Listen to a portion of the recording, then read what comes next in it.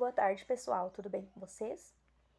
Nesta aula trataremos, sobre a intertextualidade e a metalinguagem presente nos poemas. E comumente a isto, nós iremos ver também ao período modernista, o contexto histórico ao qual surge este período modernista, ok? E junto também nós iremos analisar um poema de Drummond, tá? E agora, José, este poema, certo? Então vamos iniciar falando um pouco, sobre o modernismo, no Brasil, as características e o contexto histórico, ok? Então o movimento modernista no Brasil, ele ocorreu em 3 períodos, como podemos dizer assim, que vai de 1922 a 1945. Então, esse modernismo, ele foi um reflexo, da história da política e social do país, tá? Como vocês já viram, com certeza, na disciplina de artes, a partir da Semana Moderna, ou Semana de 22, que o modernismo ele toma consistência no Brasil, né?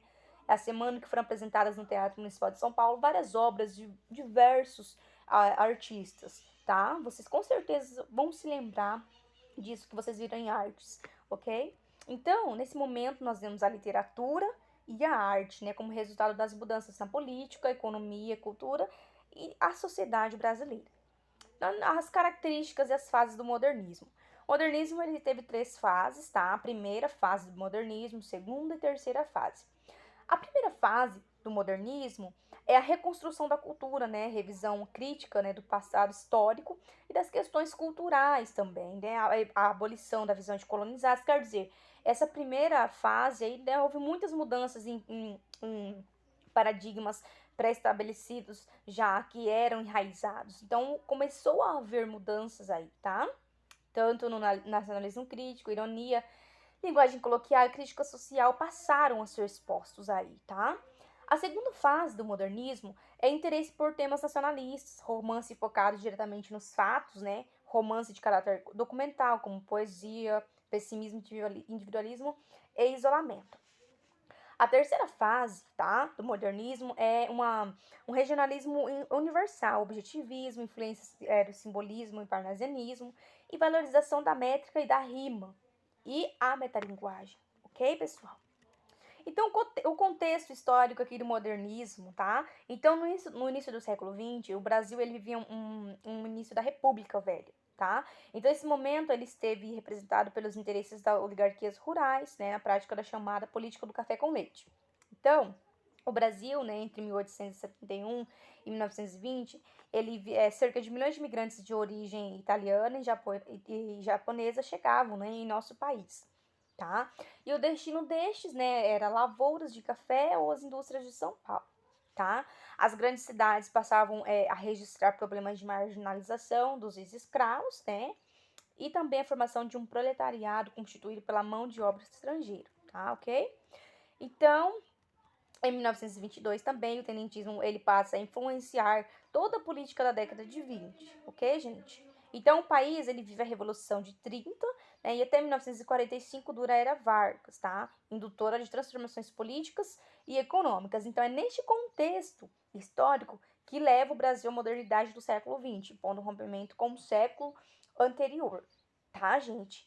Entenderam até aqui? Se não entenderam, vocês podem me perguntar, ok?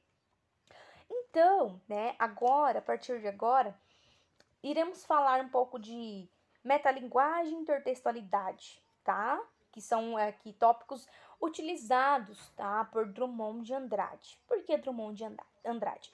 Porque nesta aula proposta é para mim apresentar para vocês, o contexto do modernismo, tá? E falar um pouco sobre um dos artistas aí, dos poetas também, que é Drummond de Andrade, com o poema E Agora José, tá? Então, nós leremos juntos este poema, tá? Entreguei para vocês me acompanhem, tá? Que estarei lendo agora. E agora, José? A festa acabou, a luz apagou, o povo sumiu, a noite esfriou. E agora, José? E agora você? Você que é sem nome, que zomba dos outros, você que faz versos, que ama protesta? E agora, José? Está sem mulher, está sem discurso, está sem carinho, já não pode beber, né? Já não pode fumar, cuspir, já não pode. A noite esfriou, o dia não veio, o bonde não veio, o riso não veio, não veio a utopia. E tudo acabou, e tudo fugiu, e tudo mofou. E agora, José? Sua doce palavra, seu instante de febre, sua gula e jejum, sua biblioteca, sua lavra de ouro, seu terno de vidro, sua incoerência, seu ódio. E agora? Com a chave na mão, quer abrir a porta. Não existe porta. Quer morrer no mar, mas o mar secou. Quer ir para Minas? Minas não há mais. José, e agora? Se você gritasse, se você gemesse, se você tocasse a valsa vienense, e se você dormisse, né? Se você cansasse, se você morresse. Mas você não morre, você é duro, José. Sozinho no escuro, qual bicho do mato, sem teogonia, sem parede nua, sem para encostar, sem cavalo preto, que fuga a galope. Fuja a galope. Você marcha, José. José, para onde? Acabamos de analisar, de lermos, né, li esse poema e vocês foram me acompanhando. É possível, né, notar a metalinguagem e a intertextualidade aí nesse poema, certo, gente? Agora, professor, o que é metalinguagem? O que é intertextualidade, tá? A metalinguagem é um recurso muito utilizado, né, para descrever a própria linguagem que está sendo utilizada. Quer dizer, utiliza o próprio código para explicar o mesmo, tá? E a gente usa muito no nosso cotidiano a metalinguagem quando nós, por exemplo, vamos perguntar o significado de alguma palavra, tá? E um exemplo de metalinguagem seria um autorretrato de um fotógrafo. Ou, por exemplo, um pintor pintando a si mesmo, tá? Então, seria um exemplo de metalinguagem. Professor, o que é intertextualidade?